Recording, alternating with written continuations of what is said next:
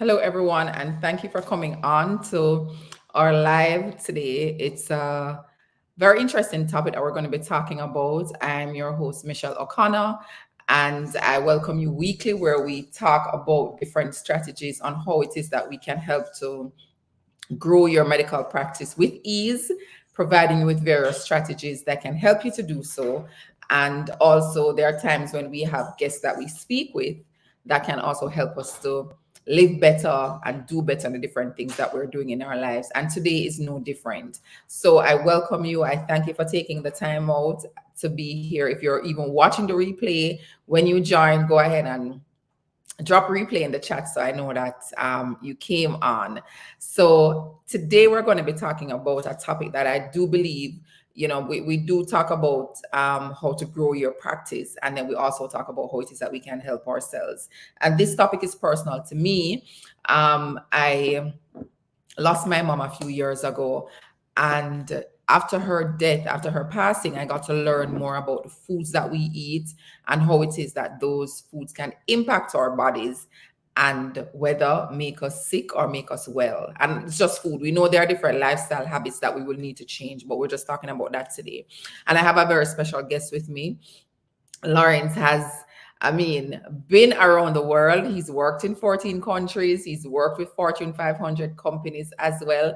And now he's dedicating his time to work with persons in the health care industry. And he will talk about the difference between healthcare and sick care because, we're really making ourselves sick by the foods that we eat and what we put on our bodies as well.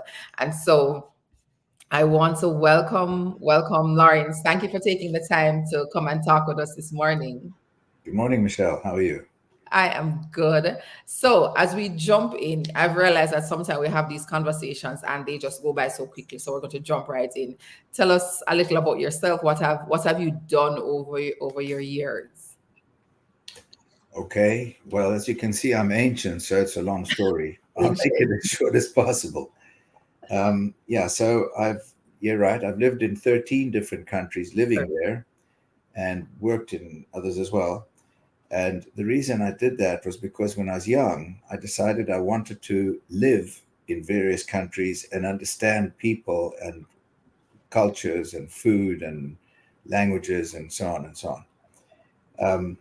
So I've had a very, very full, fantastic life. I have no regrets, and I'm very privileged.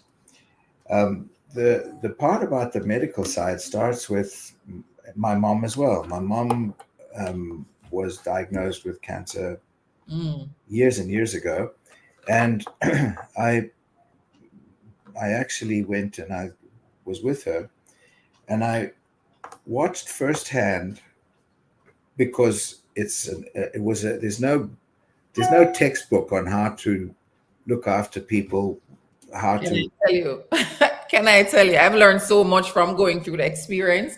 I right, could write a whole book on that as well. right. So there's no textbook on that. So, but I was watching and observing and seeing what the doctors were telling her and so on, and I realized that even though compared to today, the medical quality of medicine in terms of technology wasn't what it is today, but there was something that was a lot better in those days than it Yeah. is today, and that is empathy, and Mm. that is the personal touch of the doctor, the feeling of the doctor, where he would actually do house calls. This is unheard of today. Yep. The doctors actually did house calls. That's what I call the human factor. Yeah. And I think that part of medicine is something that is also hugely important, which we have completely forgotten. And I want to make a point on that, Lawrence, because I think it's important that you mentioned it. Um, in my work with medical practitioners, they are focused a lot on wanting to advertise, wanting to go on social media, wanting to promote their practices. And what I'm saying to them is, if you just serve the persons that you have, you get so much more. So something like that. If you are offering house calls, if you are making persons feel as though you really care. You're not just writing them something on a piece of paper. Go fill it, feel better. But it's really about how am I helping you to be a better version of yourself, not just for you, but for the rest of your family. That could make a big difference. So it's almost going back to how we all started and going back to basics. Well, the best form of the best complement is a referral. Yeah. So if a doctor does what he's trained to do and he's really good, he will or she will automatically get a referral. You don't need 5 million people. You just need the few. Already now we have a problem. Because you can't serve 5 million people, first of all. Well, that's all impersonal. So You know? right now we're in a problem anyway. The doctors are seeing between 20 and 30, maybe 40 patients a day. Excuse me. So think about that. How can you have an intelligent conversation with 30 people every day about their health? It's Yeah. incongruent. Yeah. And that's why we've got a lot of burnout with doctor burnout. We've got a lot of doctor suicides. We've got statistics to show that the quality of our healthcare is not there. We have sick care. The Yeah. doctors are doing symptom management more than actual health care. You go to the doctor when you're sick, and the doctor writes you a prescription. In fact, we're so indoctrinated that if the doctor doesn't give you a prescription, he's a bad doctor. Yeah. He I told want you. to make a point on that too, Lawrence. My son's pediatrician, I think she's probably in her 80s now. And one of the reasons I absolutely love going to her is she doesn't give a prescription unless it is absolutely necessary.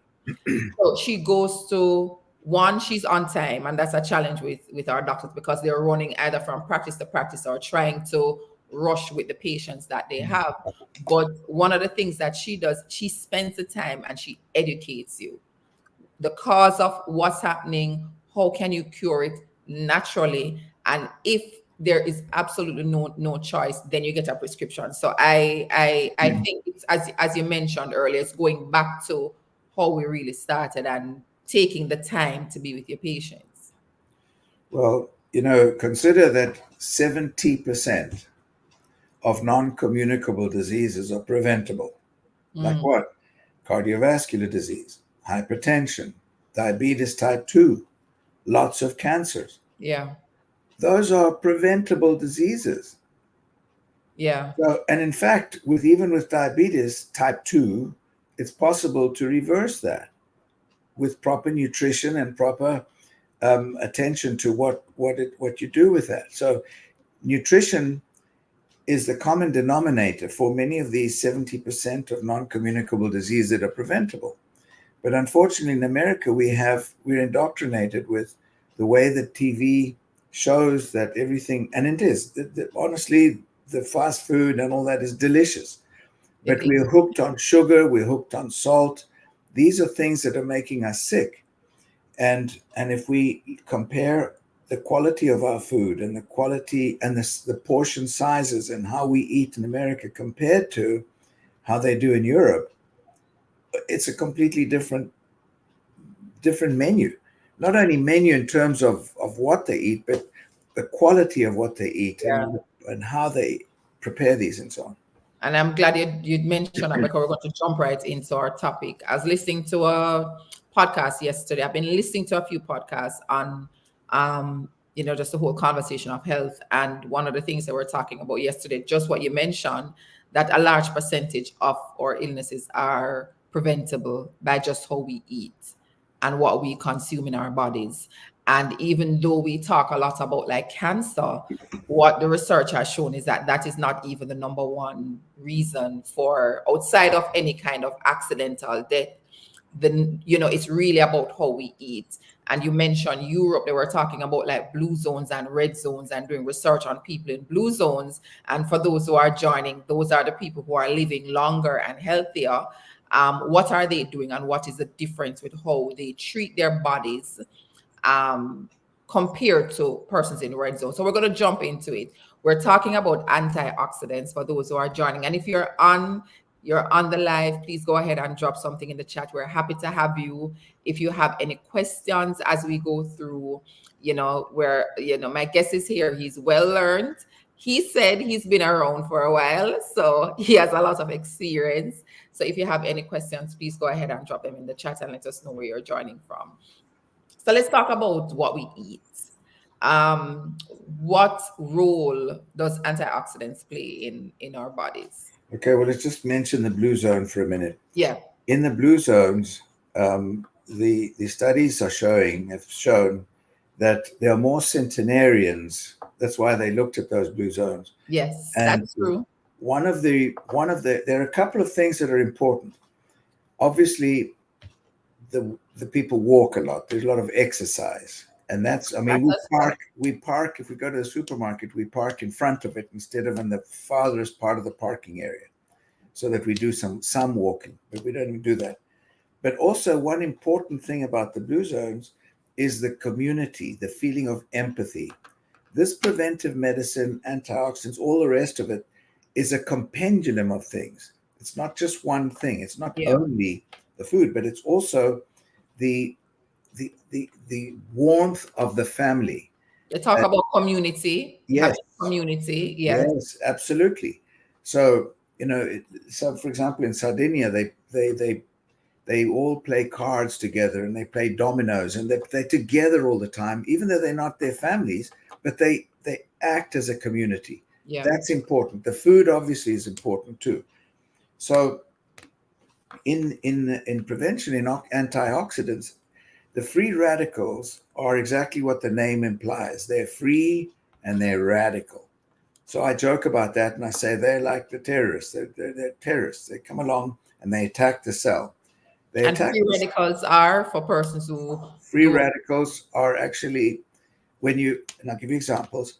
So, for example, if you don't sleep well, if you eat bad food, if you're stressed, if you smoke, if you get too much sun, all of these things create the free radicals to um, excite the free radicals. The free radicals are missing an electron, Okay. and they attack the cell, and the cell then defends itself with antioxidants, with the marines.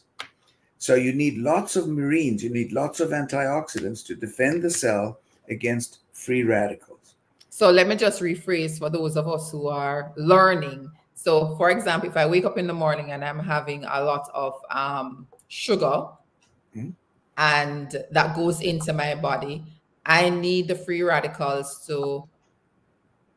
You need the antioxidants. I need the I need the antioxidants to protect me from what that will do to my body. Right. Okay. So antioxidants, let's just talk about that for a minute. The antioxidants, the best place to get them would be a place like Whole Foods. When I say Whole Foods, I'm not advertising Whole Foods. I'm saying hopefully as organic as possible, vegetables, fruit, vegetables, and fruit.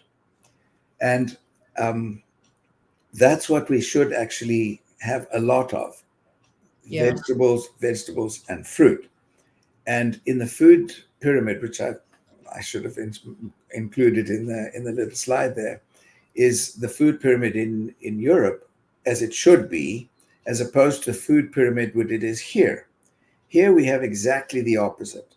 Here we have a big focus on carbs, and for breakfast we have, I don't know, sticky buns and donuts and horrible stuff like that, which is very, very bad for you, as opposed to having something much more healthy, that like a smoothie or something like that, of vegetables. But if you like, there's a little slide there showing an antioxidant, what an apple. So if we show an apple, that can explain it better. If you take an apple, and you cut it, um, it will oxidize. That is, it will start to turn brown, which is premature aging of the cell. That is oxidation. So the premature aging of the cell in this case is because of the ambiental pollution and so on, and it turns brown. If you put, That's on the right side on the slide here. yes, so if you put lemon juice on it, lemon juice, a vitamin C. You put a little lemon juice on it, it'll slow the oxidation. So if you have a party and you have avocado and you have apples and you have stuff like that, and you sprinkle a little lemon juice on it, it will slow down the oxidation. So it Mhm. won't look so horrible when you if it stands out. So if you look to the next slide, it'll show you what the actual thing looks like. So there's the little blue thing in the middle is the cell, and the red particles are the free radicals. They are the terrorists. They're free and they're radical. And they attack the cell. So if you're stressed, if you don't sleep well, if you smoke, if you're in too much sun, and so on, the free radicals are excited and they attack the cell. So I And want to make a point, just for persons who are on that, it is known we may not be able to protect ourselves from everything. As you just stated, you may be in the sun based on the job that you do, it may be stressful. So this is the body's way of protecting you. yes, All right. so the little blue dots around the cell are the antioxidants. And they are the ones that defend the cell against these free radicals, against these terrorists. And so I call them the Marines. So the Marines are defending the cell against the terrorists. On the right side is what our cells should look like.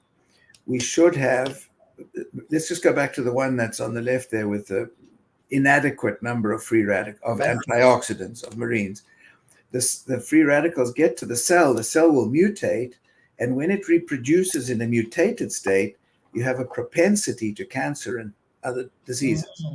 So that's why it's important to have good defenses of your cell with antioxidants, because we're continually bombarding our cells with free radicals, continually.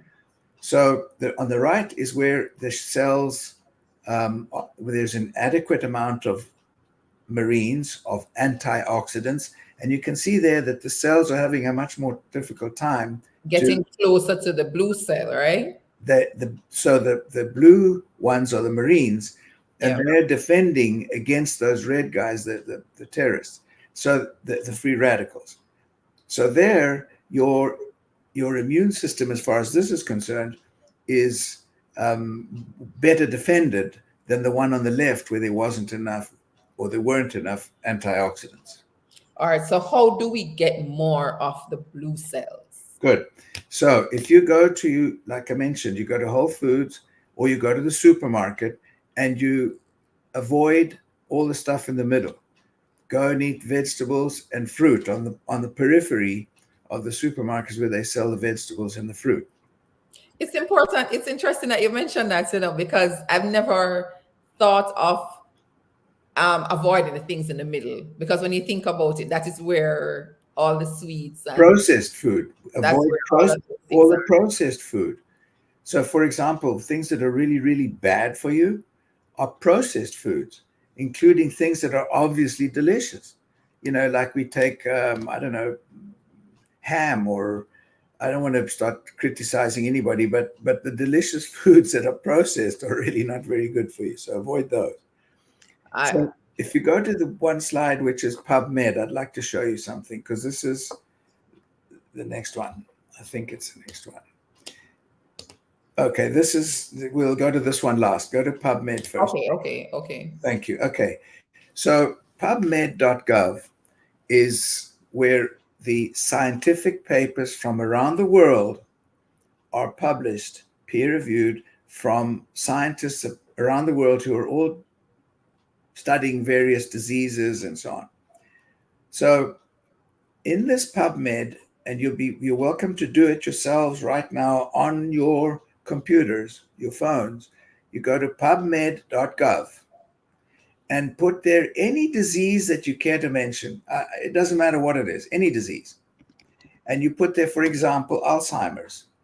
And then you put next to it antioxidants.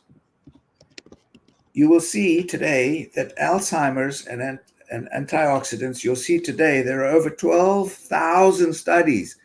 This chart is from about 2 years ago. So I'm showing 9,000 studies here of antioxidant studies with Alzheimer's patients. So think about this for a minute.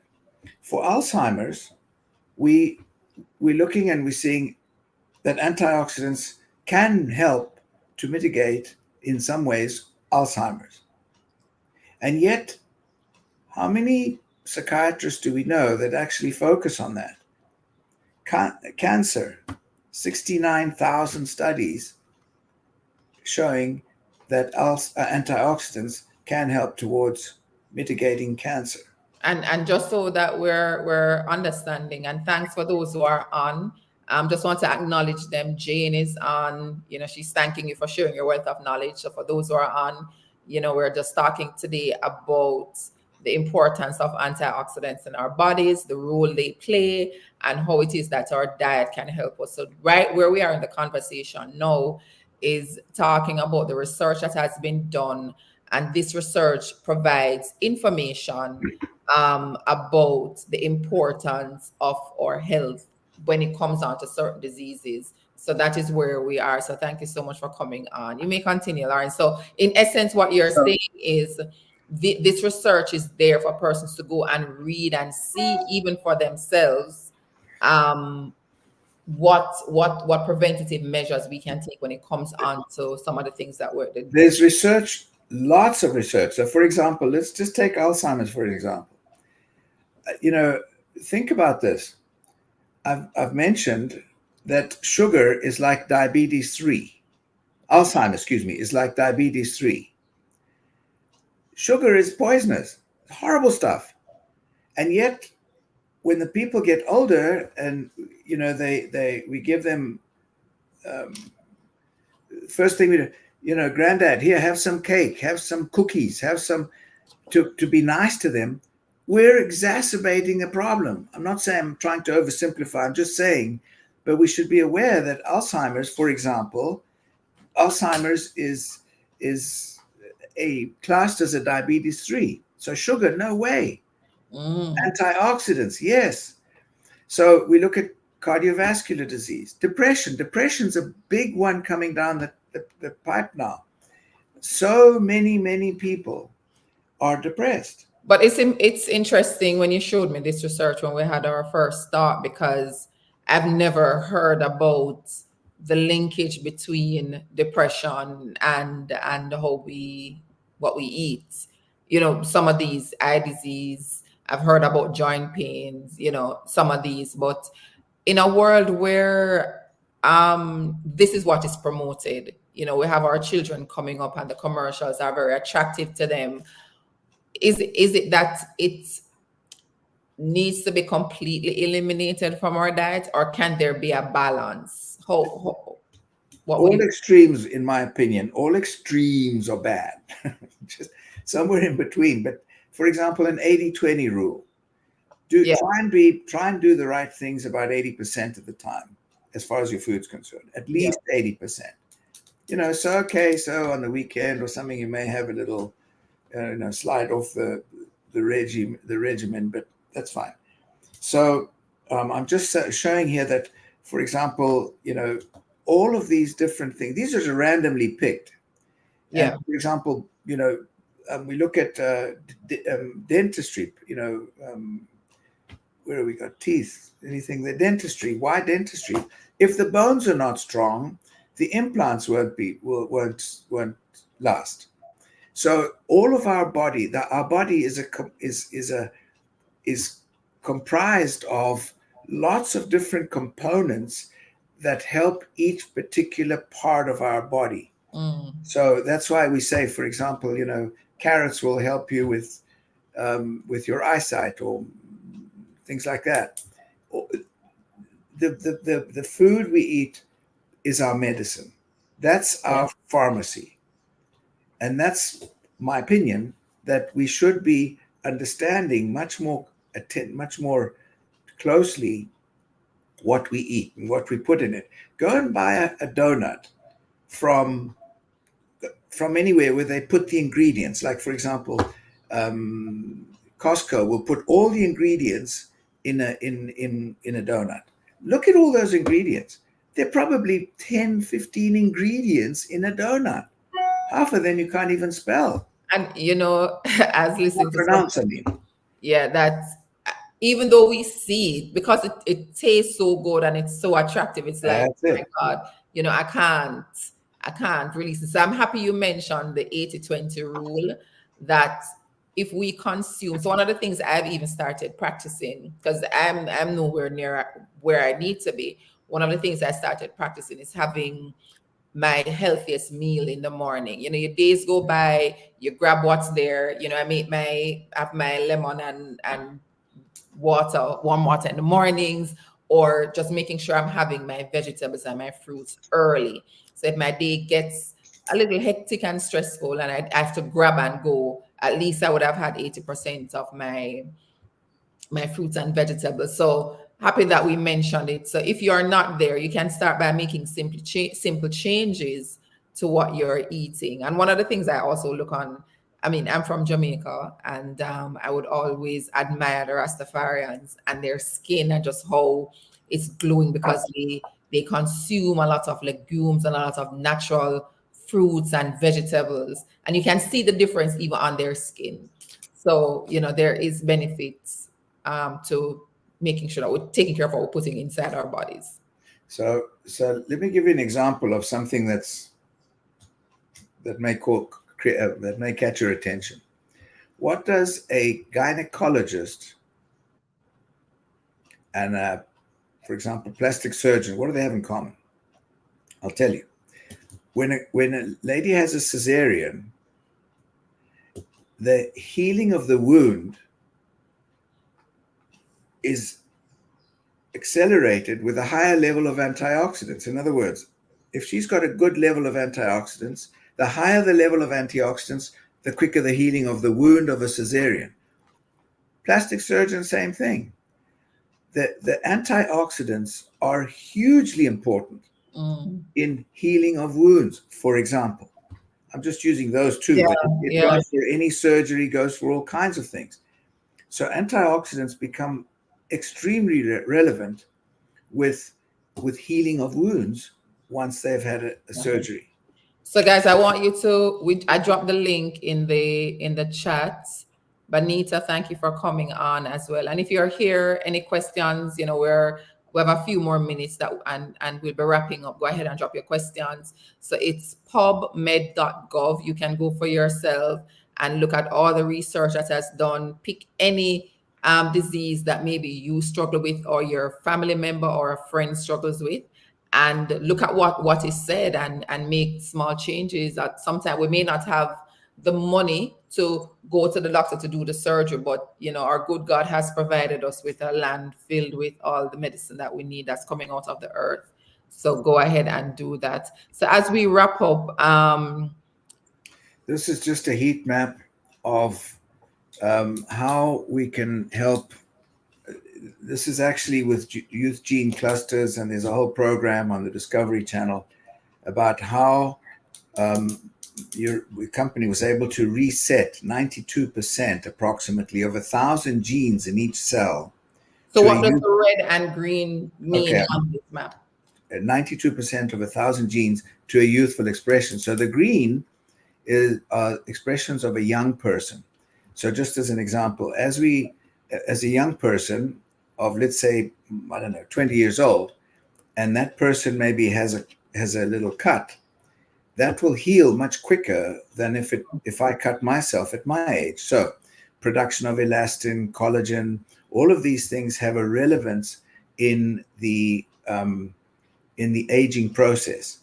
So by being able to, through the mitochondria, to be able to reset genes to a youthful expression, we're able to help with memory, energy,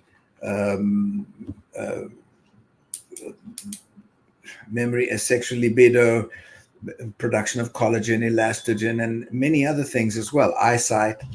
And that all has to do with the gene clusters, which we're able to do through helping additionally with diet. This is also technology that goes with it. It's called Age Lock, but included in those products are, for example, purple corn from Peru, just an example. So it's important that we understand that our food is our medicine. That's what our food is our medicine. And if we want to age more slowly, we should understand that food is our medicine. Yeah.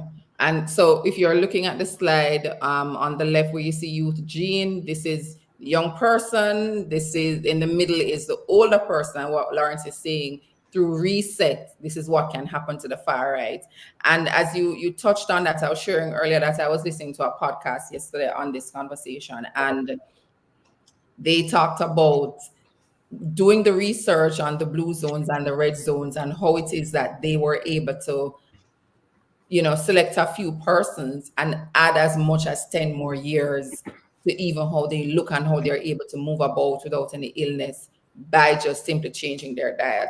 So it's there's a lot for us to know and there's a lot for us to learn if we're able to just know what's out there. So go ahead and use the research that's there and read it for yourselves. We can take so much from everybody that's talking to us online, but when you have research that has been done and published, once it's published on reputable sites, then it makes a lot of difference. So as we close, Lawrence, is there anything else that you'd love to share? I can't believe the time is done. There's so much more that we can talk about. Maybe we need to have a part two, but for today, as we close, is there anything else that you want to say to those who are? Yeah, in the wheel of life, if you put into segments the wheel of life, and you have health, fitness, finances, spirituality, family, community, those 6 elements of the wheel of life, the more in harmony you can have those,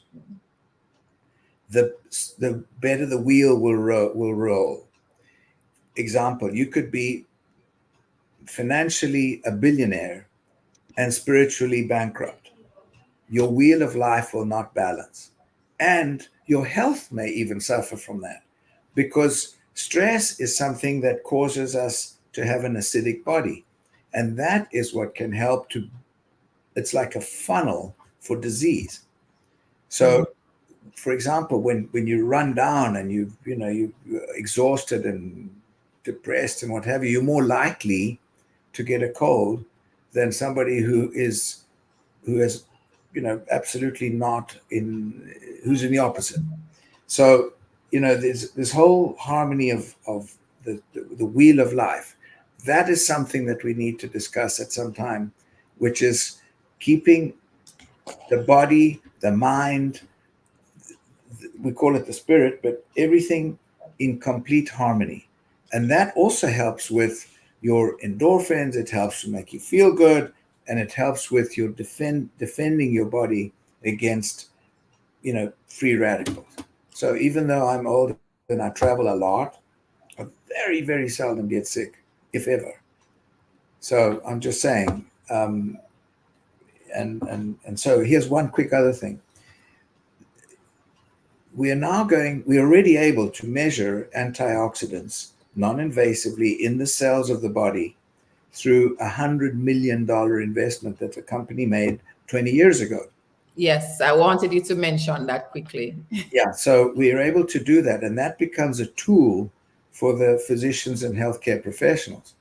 But then, as well as that, last year, the company invested $500 million in where AI meets DNA. Why is that important? Because through the DNA, we'll be able to identify problems and we can personalize healthcare solutions. Yeah. This is a big deal. It's a really big deal. So anyway, this could be for another talk and sometime, in the future. Yeah. And I want to say, I love what you mentioned about the wheel of life, because I want persons to remember that there isn't any one thing that you can do. There couple different things, and we know that we're not robots, and things will happen. You may have a very stressful time, you may be going through financial challenges, you're only able to afford probably the meal that may not be good for you at this point in time. We know that. And so the wheel of life conversation is needed. And where AI meets DNA, I had a wonderful conversation with Lawrence about it, and I think that is something that we can talk about. However, if you are interested in learning more about that, I want you to send me a message, and we could organize something, because one of the things that opened my eyes with this conversation was we're able to talk about our blood pressure, we're able to talk about diabetes because we can measure it. But when it comes on to the level of antioxidants in your body, because that can't be measured, it's okay, it's just a random conversation. But no, this is how AI comes into medicine, and you can utilize it to say this is where your body is and this is what you need to do to improve the level of antioxidants so that we can ward off those diseases. So if you're interested in learning about that, I want you to go ahead and send me a message. I know you're joining from different platforms, and I could always organize a conversation with Lawrence for you. Quickly, Lawrence, we have 1 minute. Michelle, okay, I just want to mention, you mentioned Jamaica. I give talks around different places and so on. And one of them, I went to a cardiac event in Jamaica, and I scanned 120 doctors. Everyone failed the test. Wow. Except one. And this was doctors from all over the Caribbean. Yeah. And the one that was amazing, he passed very well. I said, what do you eat? Because everybody else eats this fast food, Jamaican, it's nice food, but it's now being contaminated with our, worldly thing. And I have a noni tree in my yard, and I eat noni for breakfast every day. That's a powerful fruit, if it's classified a fruit. Yeah. So I wanted to bring the seed here, but the seed smells so bad. The dogs would have collected. Yes, it does. It does. It does. But it's a powerful. Very, very good for you. Yeah. Example. Yeah. So thank you so much. Thank you so much, Lawrence. I really appreciate this. It was a very good and enlightening conversation. And we're seeing that in the chat as well. And we'll have the replay available. You can go on and listen. But I think the Wheel of Life and AI and DNA, we need to have more conversations like this so we can educate more persons. So thank you again, Lawrence. Blessings to you. Thank you. Really appreciate it. And thank you, viewers, for staying on. If you're watching the replay, please go ahead and drop replay in the chat, leave a comment, leave something so we can know that you came and you are here. I am Michelle O'Connor, business advisor for medical practice owners. And before we go, I just want to share one. We spoke about Jamaica just now. We have a very exciting event that's coming up in Jamaica in May, where I'm going to be working with private practice owners to help you to figure out how it is that you can not increase your stress, so that when Lawrence does your antioxidant test, it's not over the roof, but grow your practice in a way that is in line with your lifestyle. I'm getting at a lot of doctors are overwhelmed. You've built your practice, you want to see it go to another level, or you're in it, but you want to slow down a bit. How do you do that and still earn a living, still make money so your practice can thrive? So on Saturday, May 11th, we're going to be in Jamaica for this conference. I'm very excited about it. I'm going to drop the link in the chat. And if you want to know more about it as well, go ahead and send me a message, and we will definitely send you the details. Yes, I'm seeing Ashley saying replay. I'm loving all the comments that are here. So thank you guys for coming on. Thank you for joining. And we'll come again next week with another exciting and enlightening topic for you. Bye.